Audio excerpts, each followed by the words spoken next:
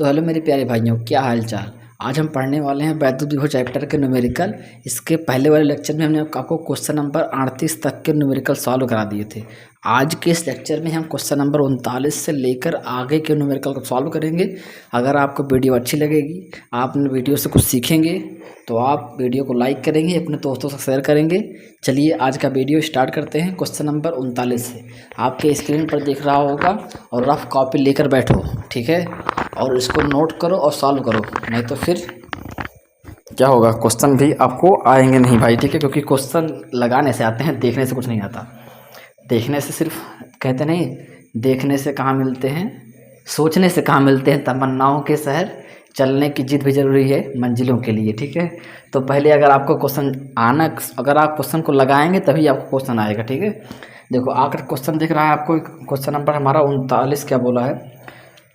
दो क्षैतिज समांतर प्लेटों के बीच की दूरी 2 सेंटीमीटर। देखो भाई, दो क्षैतिज समांतर हैं, उनके बीच की मुझे दूरी दी है। देखो एक मान लेते हैं प्लेट यहाँ पर है, दूसरी मान लेते हैं यहाँ पर है। इनके बीच की दूरी मुझे दिया है 2 सेंटीमीटर। भाई देखो, सेंटीमीटर को आप मीटर में बदलोगे, -2 लगाओगे, और क्वेश्चन नंबर भाई 39 से सेंटीमीटर दूरी को हम डी लिखते हैं। 2 सेंटीमीटर था, क्या था, 2 सेंटीमीटर। तो दूरी को अगर आप सेंटीमीटर को बदलेंगे मीटर में तो लिखेंगे 2 10⁻² मीटर, ठीक है भाई।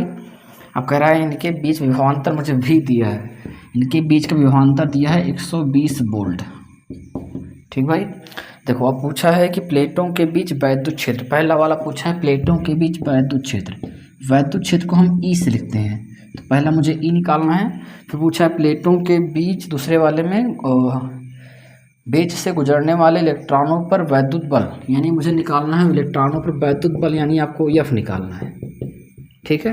अब थर्ड वाले पार्ट में पूछा है कि यदि प्लेटों में से प्रत्येक कहाँ गया दूसरे यार, एक प्लेट से दूसरे प्लेट तक ले जाने में इलेक्ट्रॉन की वैद्युत ऊर्जा में वृद्धि। क्या पूछा है, तीसरे में पूछा है वैद्युत ऊर्जा में वृद्धि, वैद्युत ऊर्जा में वृद्धि। चलिए नोट करते हैं कि क्वेश्चन सॉल्व करते हैं। देखो हम कैसे करेंगे, पहले मुझे वैद्युत क्षेत्र निकालना है भाई। तो ई बराबर आपने पढ़ा होगा V/D, पढ़ा है ना, हाँ भाई पढ़ा है। तो भाई देखो यहाँ से V कितना दिया है, वोल्टेज कितना दिया था भाई, V दिया है 120 वोल्ट, और D का मान दिया है भाई 2 10⁻²। चलो सॉल्व करो, 2 से कैंसिल होगा, 2 से 2 छंग 12 60, नीचे वाली ऊपर जाएगी हाथ +2। तो इसका आंसर भाई हम ले सकते हैं दशमलव पीछे करके 1 अंक 10 पीछे मान सकते हैं, 1 अंक आगे लगाएंगे तो कुछ 6.0 10 की घात 1 अंक इधर लाएँ तो जुड़ जाएगा 3 वोल्ट पर मीटर, ठीक है। ये हमारा क्वेश्चन नंबर कौन सा था, इसका पहला पार्ट। दूसरे में पूछा था बल, तो आप कुछ रहे होंगे बल F बराबर आपने पढ़ा होगा QE, वैद्युत बल का सूत्र ना क्षेत्र में। तो यहाँ पर Q कितना है, इलेक्ट्रॉन था, क्या था भाई, हाँ इनके बीच में क्या दिया था, हाँ इलेक्ट्रॉन बोला था, ठीक है। तो वो क्वेश्चन बोला है प्लेटों के बीच गुजरने वाले इलेक्ट्रॉन, यानी इलेक्ट्रॉन का आवेश आपको पता होगा 1.6 - 19, ठीक है। और वैद्युत क्षेत्र यानी इलेक्ट्रिक फील्ड दिया है कितना, अभी कितना निकाले 6.0 10 की घात भाई कितना है 3 है। इसको सॉल्व करोगे, देखो यहाँ 16 3 48 4.8, और 19 से 3 जाएगा तो -16। हाँ भाई सब कुछ सही है, कुछ गड़बड़ हो गया भाई क्या, 16 छक्का है, 3 नहीं था भाई, 16 96 होगा, ठीक है, 96 होगा, 9.6 सही कर लेना भाई। इतना आएगा न्यूटन पर कूलाम का, क्या न्यूटन बल है, ठीक है, इतना आ जाएगा न्यूटन का। और पूछा था लास्ट वाले में कि प्लेटों से दूसरे प्लेट पर जाने पर इलेक्ट्रॉनों की वैद्युत ऊर्जा। देखो जो ऊर्जा होती है वही कार्य के बराबर होता है, तो ऊर्जा को हम लिख सकते हैं कार्य, और कार्य को आप पढ़े होंगे, और कार्य बराबर VQ, क्या पढ़े होंगे, यहाँ से अगर आप निकालना चाहे तो कार्य का सूत्र पढ़े होंगे, ये वाला W बराबर VQ पढ़े हैं ना, अरे वही विभव वाला सूत्र है, V बराबर W/Q, ठीक है। तो आपको कार्य निकालना, वही कार्य क्या होगा, ऊर्जा होगा। तो यहाँ पर देखो W विभव कितना है, V 120 वोल्ट है, और चार्ज मुझे पता है 1.6 - 19 होता है इलेक्ट्रॉन के बारे में। यहाँ पर इलेक्ट्रॉन की बात हो रही है ना, तो 16 का गुणा होगा 12 में से, और 12 6 72 के 2 7 बचेगा, 12 1 के 12 7 19, दशमलव कहाँ लगेगा, दशमलव लगेगा 1 अंक पे, 0 यहाँ तक ना, यहाँ लगा देंगे, और घात कितना रहेगा -19, दशमलव 2 अंक इधर लाओगे तो हो जाएगा 1.92, दशमलव का 0 छोड़ देंगे, 2 अंक इधर लाए हैं तो 17, 19 से 2 घटेगा कितना आएगा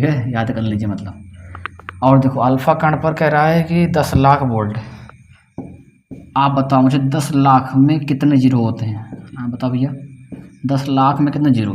ये विभव यानी भी दिया है, 10 लाख वोल्ट बोल रहा है, ठीक है। तो देखो 10 लाख में 10 की और 6 जीरो होते हैं, मतलब 10 की घात 6 ले सकते हो, 10 की घात 6 वोल्ट, समझ रहे हो ना। 10 लाख में मतलब 10 जीरो हो, 6 जीरो होते हैं, तो इसको बोल सकते हैं 10 की घात 6 वोल्ट, ठीक है। और कह रहा है कि इसकी गतिज ऊर्जा, क्या बोला मुझे पहले, बोला था गतिज ऊर्जा। भाई समझो, गतिज ऊर्जा जो होगी वही कार्य के बराबर होता है, तो कार्य निकालने ऊर्जा आ जाएगा। अब कार्य का सूत्र क्या होता है, वी क्यू, पढ़े हो ना। तो वी कितना है, वोल्ट मुझे दे दिया था 6, 10 की घात 6 दिया था, और क्यू 3.2, 10 की घात कितना, -19। इसको सॉल्व करोगे तो देखो यहाँ पर 3.2 ऐसे छोड़ दो, 19 से 6 घटाओगे तो -13, इतने जूल, यही कार्य आएगा, यही क्या हो जाएगी, ऊर्जा के बराबर, यही आएगा कार्य, यही क्या आएगा भाई, ऊर्जा, ठीक है। और इसके बाद अगले वाले पार्ट में बोला था दूसरे में, इसे विभवांतर पर प्रोटॉन को त्वरित किया जाए तो वह कितनी गतिज ऊर्जा प्राप्त करेगा।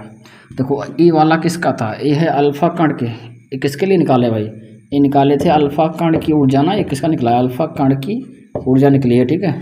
अगर कह रहा है दूसरे में इसी विभवांतर, मतलब विभवांतर वही है, अगर हम प्रोटॉन को गतिज कराएं, किसको कराएं, प्रोटॉन, यही तो बोला है भाई ना दूसरे में। हाँ भाई, कह रहा था कि 1 मिनट रुकेगा, इसी विभवांतर पर, हाँ प्रोटॉन को त्वरित, मतलब अगर प्रोटॉन को प्रोटॉन की चाल निकालें, इसी पर प्रोटॉन की गतिज ऊर्जा लिखो, या फिर हाँ चलो लिख दो, गतिज ऊर्जा लिख दो, प्रोटॉन की गतिज ऊर्जा, या फिर ये ऊर्जा क्या होता है, कार्य के बराबर। तो हम पहले कार्य निकाल लेते हैं, ऊर्जा रहेगा, तो क्या सूत्र क्या होगा, डब्ल्यू बराबर वी क्यू।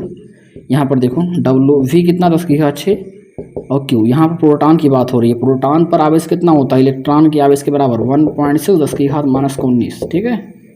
तो देखो यहाँ पर चार्ज कितना रहेगा प्रोटॉन का ना, तो गुणा करो, देखो यहाँ 1.6 है, और 19 में से 6 जाएगा तो कितना आएगा, -13, ठीक है। दिख रहा है भाई ना, यहाँ पर इतने जूल का कार्य होगा, यही कार्य ऊर्जा बराबर होगा। तो ये हमारा पार्ट खत्म हो गया। थर्ड वाले पार्ट में हमारा बोला था, क्वेश्चन देखो भाई, क्वेश्चन देखो, इसमें बोला है कि किस कण की चाल अधिक होगी यदि दोनों विरामावस्था से चलना प्रारंभ करें। भाई देखो अल्फा कण में और ये प्रोटॉन में किसकी गति अधिक होगी, पूछ रहा है ना, किसकी चाल अधिक होगी। देखो अगर आप निकालेंगे अल्फा कण की चाल, ऐसे देखो अल्फा कण की चाल, समझो जो ऊर्जा मिली है वही कार्य होगा, और कार्य जो होती है गति ऊर्जा बराबर होती है, मतलब एक क्या निकला है, कार्य है, मतलब वही गति ऊर्जा है के, ये क्या निकला भाई, के। तो इसके लिए देखो गति अल्फा कण के लिए के कितना दिया है, अल्फा कण के लिए के कितना दिया है कितना मुझे, 3.2, 10 की घात भाई -19, ठीक है, वही -13 है भाई, ठीक है। यहाँ से देखो के का सूत्र आप पढ़े होंगे, ½ mv², पढ़े हैं ना, ½ mv², गतिज ऊर्जा है तो 3.2, 10 की घात -19, ओह सॉरी यार -13 था। यहाँ से अगर आप v² निकालना चाहें, देखो नीचे वाला ऊपर जाएगा, गुणा हो जाएगा 32 गुना 64, 6.4, और 10 की घात -13, और भाई देखो यहाँ पर भी एम कहाँ जाएगा, नीचे, एम कहाँ जाएगा, नीचे। इसको छोड़ दो क्योंकि पूरा सॉल्व करने का ज़रूरत नहीं है, क्योंकि मुझे सिर्फ पूछा है कि ज़्यादा कौन से होगा, ठीक है, ये पूछा है, निकालने की बात नहीं कहा गया है। अगर हम पूछेंगे इसे, मान लीजिए कहें प्रोटॉन की चाल, भाई किसकी, प्रोटॉन की चाल, बात समझो। देखो यहाँ से के बराबर, देखो यहाँ पर के कितना है, प्रोटॉन के लिए के कितना है, वही के है, वही क्या है, ऊर्जा है। तो के कितना है प्रोटॉन के लिए 1.6 10⁻⁻13। अब जो के का सूत्र का होता है हाफ mv², ठीक है भाई। इधर क्या है 1.6 10⁻⁻13। यहाँ से अगर हम v² निकालना चाहें, बताओ कितना होगा, बड़े बट्टे में गुणा हो जाएगा, 16 दूना 32, 3.2 10⁻⁻19। और बट्टे में कितना जाएगा भाई m। मेरी बात ध्यान सुनना, अल्फा कण है तो भाई अल्फा कण का द्रव्यमान, अल्फा कण का द्रव्यमान, अल्फा कण का द्रव्यमान होता है भाई 6.64, या 6 पॉइंट इसको 4 भी ले सकते हो, कितना 6.64, 10⁻⁻ कितना होता है -27। ये होता है अल्फा कण का द्रव्यमान। यहाँ पर अगर पूछेंगे, यहाँ पर इसका रहेगा प्रोटॉन है ना, तो यहाँ पर द्रव्यमान किसका रहेगा, यहाँ प्रोटॉन का द्रव्यमान। और प्रोटॉन का द्रव्यमान होता है कितना, 10⁻, कितना लिखते हैं माइनस का, अल्फा कण का प्रोटॉन का द्रव्यमान होता है 1.67, इस तरीके से होता है, 67 होता है आगे, और घात कितनी होती है -19। ध्यान समझो, दशमलव के बाद हम इसको छोड़ सकते हैं, इसको हम लिख सकते हैं डायरेक्ट 6.4 लिखते हैं। खाली आप समझाते हैं, आप 4 लिख दो, इसको लिख दो 6। देखो कौन ज़्यादा आएगा आप बताओ खुद से, 16 दूना 32, 2 आएगा, 64 के 64 एक बार जाएगा। तो इसमें इसकी चाल ज़्यादा आएगी कि इसकी चाल ज़्यादा आएगी बताओ। ए 19 है, सॉरी 19 नहीं रहेगा, घात यहाँ पर रहेगी -27, कितना रहेगी -27। ये है प्रोटॉन का द्रव्यमान, इतना होता है 1.67 10⁻⁻27। अब बात समझो, ए वाले को अगर भाग दोगे तो ये 2 बार जाएगा, लगभग 2 बार, कितनी बार जाएगा, 16 दूना 32 2 बार जाएगा। ए वाले में देखो कितनी बार जाएगा, 16 64 के 64 एक बार जाएगा करीब। पावर आप देख लीजिएगा, पावर दोनों में सेम आएगी। अब देखो यहाँ पर 1 आएगा, यहाँ पर 2 आएगा, मतलब किसकी चाल ज़्यादा है बताओ खुद के। यहाँ भी का मान अभी रूट निकालोगे, भी का मान रूट में, लेकिन 2 है तो बड़ा आएगा, यानी हम बोल सकते हैं कि प्रोटॉन की चाल क्या होगी, अधिक होगी। प्रोटॉन की चाल क्या है, अधिक है। तो इसका मुझे कुल मिला के निष्कर्ष क्या निकला, प्रोटॉन की चाल क्या है, अधिक है। चाल क्या है, अधिक है। इसको आपको पूरा सॉल्व करने की ज़रूरत नहीं है, समझ गए ना क्या किया हम। यहाँ पर अल्फा कण का द्रव्यमान रखे थे 6.4 10⁻⁻27 रख दिए हैं, और प्रोटॉन का द्रव्यमान होता है 1.67 10⁻⁻27, ठीक है। देख लेना दोनों में बड़ा कौन है, ए वाला। तो चाल किसकी अधिक होगी, प्रोटॉन की चाल क्या होगी, अधिक होगी। इसको नोट करिए। अब देखते हैं क्वेश्चन नंबर भाई 41, 42, 43, 3 क्वेश्चन बचा है आज का, इसको रफ कर दें, ठीक है। अब देखो भाई क्वेश्चन नंबर कौन सा भाई, 41, आज का क्वेश्चन नंबर 41। समझ में आया ना क्वेश्चन, ठीक है। थोड़े से बड़े से क्वेश्चन थे, इसलिए हम इसको पिछले लेक्चर में नहीं कराए, क्योंकि मुझे पता था अभी थोड़ा सा करने कर उससे में करा देते ना तो फिर बहुत बड़ा होता लेक्चर। तो देखो क्वेश्चन नंबर कौन सा भाई यार, 30 कौन सा भाई, 41, ठीक है। हाँ भाई, इसमें क्या बोला है कि मुझसे बोला है, कह रहा है कि प्लस का 5.0 10⁻⁻7, ये दिया है प्लस का 5.0 10⁻⁻7, 10⁻⁻7 कूलाम का एक चार्ज है। और दूसरा बोला है माइनस का कितना है, दूसरा है माइनस का 5.0 10⁻⁻7, ये दूसरा इतना कूलाम का चार्ज है, ठीक है। कह रहा है कि 2 बिंदु आवेशों के बीच की दूरी 1 सेंटीमीटर, इनके बीच की दूरी 1 सेंटीमीटर है, ठीक है। अब बोला है कि इन आवेशों से बने वैद्युत द्विध्रुव के अक्ष, ये भाई क्या बन गया, वैद्युत द्विध्रुव। देखो इसमें मान लेते हैं ए है, ए बी है, इसमें वाला से माइनस है ना। उसका कह रहा है कि वैद्युत द्विध्रुव के केंद्र से, देखो ये द्विध्रुव का मान ले सेंटर, यहाँ पर क्या है केंद्र, ओ केंद्र से, कह रहा है कि केंद्र से 50 सेंटीमीटर दूरी पर, अक्ष पे बोला, देखो लिखा है अक्ष पर केंद्र से, मतलब कि जो केंद्र है उससे अक्ष पे जाना है 50 सेंटीमीटर। अब बताओ, अगर अच्छी ये स्थिति का फार्मूला आप पढ़े होंगे वैद्युत विभव में, यहाँ मान लीजिए कोई पॉइंट पी है, तो इस पॉइंट पर विभव मुझे ज्ञात करना है, वही मुझसे पूछा है कि विभव कितना होगा, नहीं सॉरी वैद्युत विभव, सही वही पूछा है, ठीक है। अब बात समझो, देखो तो अच्छी स्थिति में वैद्युत विभव का सूत्र आपने पढ़ा होगा, V = 1/4πε0 P/r²। तो यहाँ पर लगाते हैं, मुझे Q कितना दिया है भाई, Q1 चाहे Q, दोनों का Q जो दिया है, चार्ज कितना दिया है 5.0, दशमलव के बाद 0 छोड़ दो, 10⁻⁻19, माइनस कितना 7, सिर्फ चार्ज लेते हैं, ठीक है। इतना कूलाम का है। यहाँ पर दूरी जो है दोनों आवेशों के बीच की दूरी, इसको हम 2l लिखते हैं। वैद्युत द्विध्रुव की लंबाई 2l होती है, क्या होती है, द्विध्रुव की लंबाई कितना होती है, देखो एक पूरी लंबाई मुझे दिया था 1 सेंटीमीटर, अरे दोनों के बीच की दूरी कितना 1 सेंटीमीटर है, तो द्विध्रुव की लंबाई को 2l लिखते हैं, वो कितना दिया है 1 सेंटीमीटर। भाई सेंटीमीटर को अगर आप बदलोगे मीटर में तो 1 10⁻⁻2 मीटर, समझ रहे हो ना। और केंद्र से दूरी कितना लेना है मुझे, आर देना है 50 सेंटीमीटर।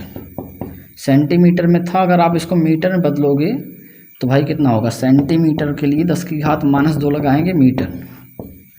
अब देखो क्वेश्चन मुझे पूछा था विभव, अक्षीय स्थिति में विभव का सूत्र। आप बताओ अक्षीय स्थिति में विभव सूत्र V बराबर होता है, नीचे लिख दें भाई, यहाँ लिख दें, यहाँ विभव V बराबर 1/4 πε0 P/r²। अभी अगर आप ऑफलाइन क्लास में होते ना तो अभी पूछते डंडे लेके और कूट देते पकड़ के, लेकिन अब क्या करें, ऑनलाइन में कुछ नहीं कर सकते। ठीक है, देखो यहाँ पर मुझे फार्मूला लगा देना है। अब देखो V निकालना है, इस पूरे की वैल्यू कितना होगी, 9×10⁹। मच्छर कट रहा है भाई, मच्छर आजा आजा मच्छर आजा। और P कितना है भाई, P कितना है, P नहीं पता। P होता है वैद्युत द्विध्रुव आघूर्ण। P बराबर होता है 2L × Q, पढ़े होंगे ना, 2QL। तो यहाँ से अगर आप P निकालना चाहो तो 2L कितना है भाई, दोनों आवेशों के बीच की दूरी जो कि द्विध्रुव की लंबाई होती है वो 1×10⁻² दिया है। और Q चार्ज कितना था, Q मुझे दिया है 5×10⁻⁷। कहाँ गया भाई, ऊपर देखो लिखा है, ऊपर लिखा है 5×10⁻⁷। तो बाबू साहब यहाँ पर कितना आएगा बताओ, 5 × 5 और ये 7 में से 2 जाएगा, मतलब 7 2 और 9 हो जाएगा, -9। इसका मात्रक होता है कितना, कूलाम मीटर। तो कूलाम है मीटर है, तो इसका मात्रक होगा कूलाम मीटर। तो मुझे P की वैल्यू पता चल गई 5×10⁻⁻, हाँ सही है, ठीक है। दूरी भाई, दोनों के बीच की दूरी कितना दिया था, 50×10⁻² दिया था। अच्छा बात समझो, इसको अगर लिखना चाहें तो 5×10⁻1 लिख दें। हाँ सर, 0 इसको दे दो ना, जुड़ जाएगा, मतलब -1 आएगा। तो इसको हम लिख सकते हैं 5×10 कितना भाई, -1। और ऊपर क्या लगा भाई, स्क्वायर। इधर यहाँ देखो सॉल्व कर दें, दिख रहा है ना, यहाँ पर दिख रहा है सर, हाँ दिख रहा है। 9 देखो, 9 छोड़ो, रहने दो, 9 से रहने दो।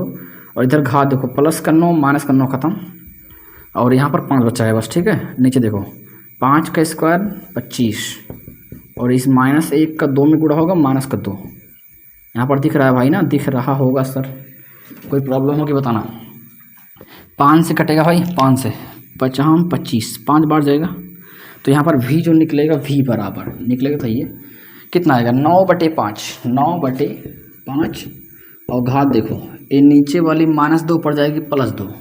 तो इसको हम लिख सकते हैं, देखो 9 और 10⁻2 मतलब है कि 100 लिखा है, और 100 मतलब 10⁻2 0 लगा दिए 5। इसको आप अगर काटोगे तो 5 से 5 के 5 बचेगा, क्या 4 5 8 40, 180 वोल्ट आएगा। आप इसको नोट डाउन करिए। अब देखते हैं क्वेश्चन नंबर कौन सा भाई, 42। भाई सब कुछ सही दिख रहा है, बिल्कुल सही दिख रहा है, और बहुत सही हम लिख भी रहे हैं, क्योंकि जहाँ जहाँ चमक रहा है कहीं कहीं पे वहाँ हम लिख भी नहीं रहे, ठीक है। नोट करिए ना, हो गया क्वेश्चन नंबर कौन सा, 41। अब देखते हैं 42, रफ किया जाए भाई। एक एक सवाल लगाएंगे, कसम उड़ान छल्ले की, एक एक सवाल लगाएंगे, कसम उड़ान छल्ले की, एक एक सवाल लगाना है सर। धीरे धीरे से सवाल को लगाने रहना है। देखो लास्ट का 2 क्वेश्चन, बहुत खुशी हो रही है कि चैप्टर ख़त्म होने वाला है, ठीक है। आपका आज का लेक्चर में कह रहा है कि 2×10⁻⁸ कूलाम मीटर द्विध्रुव आघूर्ण। देखो भाई, द्विध्रुव आघूर्ण मतलब P होता है, दिया है 2 और 10 कितना -8 कूलाम मीटर। और कह रहा है वैद्युत द्विध्रुव का जो है 2×10⁵ वोल्ट प्रति मीटर के एक समान वैद्युत क्षेत्र, और मीटर इनवर्स दिया मतलब वैद्युत क्षेत्र ही है, ठीक है। तो लिखा है 2×10⁻⁻5 है, और लिखा है वोल्ट मीटर इनवर्स। अरे वोल्ट प्रति मीटर है भाई ना, वो वैद्युत क्षेत्र में थीटा वो कितना दिया है, कह रहा है कि क्षेत्र से 30 डिग्री कोण पर, थीटा कितना है भाई 30 डिग्री के कोण पर वैद्युत द्विध्रुव का है। कह रहा है द्विध्रुव की वैद्युत स्थितिज ऊर्जा बताओ, स्थितिज ऊर्जा पूछा है, वैद्युत द्विध्रुव की स्थितिज ऊर्जा, ठीक है। इसको हम लगाते हैं U बराबर PE sin P cos theta. ये फार्मूला होता है स्थितिज ऊर्जा के, लगा देंगे द्विध्रुव की। द्विध्रुव की ये किसकी स्थितिज ऊर्जा है, ये द्विध्रुव की स्थितिज ऊर्जा, गलत मत करना, ठीक है। द्विध्रुव की स्थितिज ऊर्जा सूत्र, यहाँ से U आपको निकालना है भाई। P कितना दिया है बताओ, P दिया है 2×10 कितना -8, E कितना है भाई, E 2×10 कितना है भाई 5, और cos थीटा की वैल्यू मुझे दिया 30 डिग्री। देखो U निकालना है भाई, 2 दूनी 4 8 में से 5 जाएगा -3। cos 30 की वैल्यू होती है √3/2। एक cos 30 का मान है, ठीक है। अगर जिसको ना याद हो याद कर लो, क्योंकि मैथ वालों को आता होगा लेकिन बायो वालों को वैल्यू नहीं पता होगी क्या होता है, ठीक है। √3 की वैल्यू 1.732 हो। ये √3 का मान है। नीचे क्या लिखा है भाई 2, या फिर यही काट दो, 2 से काटना होगा आपको। तो रुको रुको रुको रुको रुको रुको रुको 2 से काटो।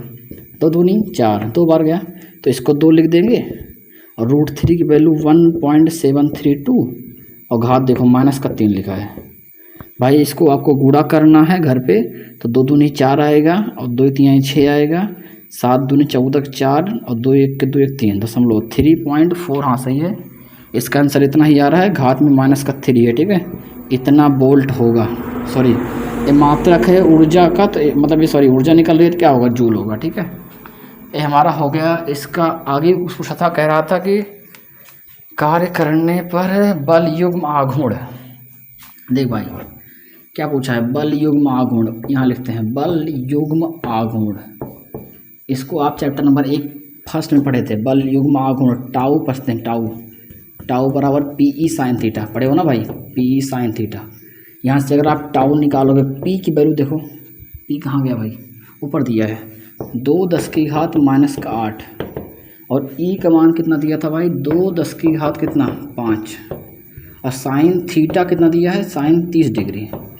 यहाँ पर दिख रहा होगा भाई, थोड़ा समझिएगा। 2 दूनी 4 और 8 में से 5 जाएगा -3, साइन 30 का मान 1/2। ये साइन 30 का मान है, 2 से काट होगा तो टाउ बराबर 2 दूनी 4 10 की घात -3, ठीक है। टाउ बराबर 2 10 की घात -2 और मात्रा क्या होगा, इसको देखो P का मात्रा होता है, कहाँ गया, कूलाम मीटर, कहाँ लिखे थे, या लिखा था कूलाम मीटर, और E का होता है न्यूटन पर कूलाम, तो इसका हो जाएगा न्यूटन मीटर। क्या होता है इसका मात्रक, न्यूटन मीटर, न्यूटन मीटर, सही है ना। हाँ सही है, इसको नोट डाउन करिए। अब देखते हैं क्वेश्चन नंबर भाई कौन सा, 43। हाँ भाई सब कुछ देख रहा है सही से। क्वेश्चन नंबर कौन सा, 43। रफ कर दें भाई, रफ किया जाए। स्क्रीनशॉट ले लिया करो, ना लिख पाया करो तो रोक के अपनी मर्जी से, ठीक। तो जैसी प्रभु की इच्छा वैसे करके सॉल्व करो, बस सॉल्व करो, धीरे धीरे सवाल लगाओ, मेहनत करते जाओ। हाँ भाई इस साल हमने सोचा है कि आपके सारे क्वेश्चन लगवा देंगे, ठीक है। आप बुक आप अपनी मतलब अगर आप साथ रहेंगे तो हम पूरे जितने सवाल हैं, मतलब पूरी बुक का, एक की बात नहीं कर रहे हैं, पूरे जितने चैप्टर हैं हर चैप्टर के सारे न्यूमेरिकल सॉल्व कराए जाएंगे, ठीक है। तो आप लोग जब मर्जी जैसे मर्जी खोल के बैठे देख लेना। कह रहा है कि P वैद्युत द्विध्रुव आघूर्ण वाले, भाई देखो इस बार वैद्युत द्विध्रुव आघूर्ण जो होता है, जिसको द्विध्रुव आघूर्ण क्या लिख दिए, द्विध्रुव आघूर्ण, जिसका प्रतीक क्या होता है P। तो इस बार द्विध्रुव आघूर्ण वही P है, मतलब P की वैल्यू नहीं दिया तो P रखना है, ठीक है। क्या बात समझे, वैद्युत द्विध्रुव को एक समरूप वैद्युत क्षेत्र में रखा जाता है। वैद्युत क्षेत्र मुझे दिया है E, लिखो, तो वैद्युत क्षेत्र भी कितना है, वैद्युत क्षेत्र ही E रहेगा। फिर कह रहा है कि ज्ञात कीजिए वैद्युत द्विध्रुव को वैद्युत क्षेत्र की दिशा। देखो एक मान लीजिए वैद्युत क्षेत्र है इधर, ये क्या भाई वैद्युत क्षेत्र है, ए वैद्युत क्षेत्र रेखाएं हैं E, तो इस वैद्युत क्षेत्र देखो, वैद्युत क्षेत्र क्या है, वेक्टर क्वांटिटी, वेक्टर लगा देंगे। इसमें कह रहा है कि क्षेत्र से 45 डिग्री के कोण पर घुमाने पर ध्रुव द्वारा किया गया, कहाँ गया, घुमाने पर द्विध्रुव पर कार्य करने वाला बल आघूर्ण। देखो भाई बल आघूर्ण मतलब टाउ, तो इसको मान लीजिए द्विध्रुव है और कह रहा है कितना घुमाना है, 45 डिग्री। तो देखो इसको 45 डिग्री, थीटा कितना कह रहा है, 45 डिग्री घुमाने पर इसका फर्स्ट पार्ट पूछा है कि बल आघूर्ण। बोलो भाई बल आघूर्ण मतलब टाउ, बल आघूर्ण मतलब क्या, टाउ। सूत्र क्या होता है, PE और साइन थीटा। टाउ मुझे निकालना है तो PE साइन थीटा की वैल्यू कितना रहेगी, 45 डिग्री बोला है, तो आप बताओ साइन 45 की वैल्यू कितना होती है, 1/√2। भाई देखो जिसको मान ना याद हो साइन कॉस टाइन वगैरह का, ये मान आप याद कर लीजिए, ठीक है। इसमें कोई मजाक की बात नहीं है। 10th की बुक उठाइए, एक बार पढ़ लीजिए, और जब नहीं याद है तो भाई शर्म की कुछ बात नहीं है। P/√2 अगर नहीं याद है भाई तो आपको याद करना पड़ेगा, ठीक है। तो P/√2 जो कि मुझे देखो P का मान P है, E दोनों की वैल्यू दी नहीं थी तो नहीं रखेंगे, यानी इतना ही आ जाएगा कूलाम मीटर, न्यूटन मीटर आएगा। मात्रा क्या आएगा इसका, न्यूटन मीटर। सही है भाई, हाँ सही है। मात्रक नहीं लिखा तुम्हारे आंसर में, बाकी उतने है, ठीक है। नहीं दिया इसका आंसर मात्रक उतरक, ठीक है बस। इसके बाद इसमें सेकंड वाले पार्ट में क्या पूछा था, साम्य अवस्था में द्विध्रुव की स्थितिज ऊर्जा। साम्य अवस्था मतलब जो द्विध्रुव है वो जैसे एकदम साम्य अवस्था में रखा है, ऐसे समान दिशा में। यहाँ थीटा कितना रखेंगे, 0। तो इसमें बोला है साम्य अवस्था में क्या पूछा भाई, स्थितिज ऊर्जा, द्विध्रुव की स्थिति पूछा है, द्विध्रुव की स्थितिज ऊर्जा। बताओ द्विध्रुव की स्थितिज ऊर्जा का सूत्र बताए, पी टाउ बराबर P sine theta, sorry P cos theta. यहाँ बताओ टी यू निकालना है, पी ई, और कॉस कितना रहेगा, थीटा कितना है, 0। साम्यावस्था मतलब है कि जब द्विध्रुव ऐसे रखा है समान दिशा में, तो कॉस 0 की वैल्यू बताओ 1 होती है। कॉस 0 कितना होता है भाई, 1। तो कॉस 0 की वैल्यू जब 1 होगी तो 1 हट जाएगा, मतलब बचेगा क्या, पी, ठीक है। इसका थर्ड वाला पार्ट जो कि पूछा लास्ट पार्ट, साम्यावस्था से द्विध्रुव को 180 डिग्री, जैसे ऐसा रखा है इसको घुमा के इतना कितना करना है भाई, टोटल घुमा के कितना कर देना है, 180 डिग्री। तो थीटा का मान इस बार 180 रखना है। कह रहा है घुमाने पर किया गया कार्य पूछा है, कार्य बराबर होता है P1 माइनस कॉस थीटा। द्विध्रुव को घुमाने पर किया गया कार्य है, यह क्या, द्विध्रुव को घुमाने पर किया गया कार्य इतना होता है, ठीक है। लिख दें, घुमाने पर कार्य कितना होता है, टाउ बराबर सॉरी डबल बराबर P1 माइनस कॉस थीटा। अब देखो PE नहीं, मतलब PE तो वही पता नहीं है कितना है, 1 माइनस थीटा कितना बोला है, थीटा बोला है 180 डिग्री। अब बताओ कॉस 180 मान -1 कितना होता है भाई, -1। तो यहाँ पर 1 प्लस माइनस का माइनस, मतलब कॉस 180 का -1 रखेंगे, ठीक है। हाँ भाई बस इसको सॉल्व करने वाले हैं, ख़त्म। यहाँ देखो प्लस माइनस का माइनस, ओ सॉरी माइनस माइनस प्लस, यार 1 1 2 हो जाएगा तो डबल 2 PE आ जाएगा, ठीक है। हाँ इसको नोट डाउन करिए।